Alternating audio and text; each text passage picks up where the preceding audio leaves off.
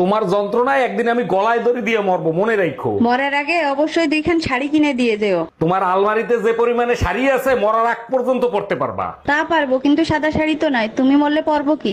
हम इसका पति है, हमको सिर्फ फांसी का सजा चाहिए। এই কি হয়েছে, কাঁদতেছো কেন? তোমার মা আমারে অপমান করছে। মা তোমাকে অপমান করবে কেন? বলছে তুমি কি চা বানাতে পারো। আরে তাতে অপমানের কি আছে? কথাটা চা খাওয়ার পরে বলছে।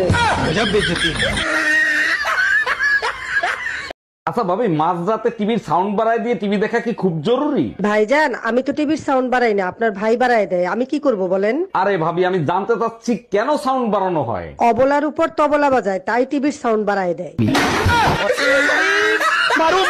এই দেখো, আমার দাঁতগুলো আগের থেকে অনেক বেশি ঝকঝক করতেছে না? আরে তাই তো, এ তো আমার থেকেও ঝকঝক করতেছে। কি দিয়ে ব্রাশ করছো? কালকে যে নতুন ব্লু কালারের ফ্রেশ জেলটা আনছিল না, সেটা দিয়ে। আরে গাধা, ওটা ফেস জেল ছিল না, ওটা ফিনাইল ছিল টয়লেট সাফ করার জন্য।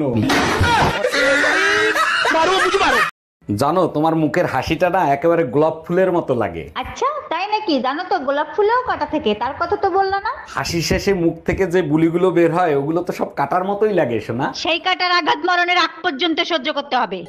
हम इसका पति है, हमको सिर्फ फांसी का सजा चाहिए।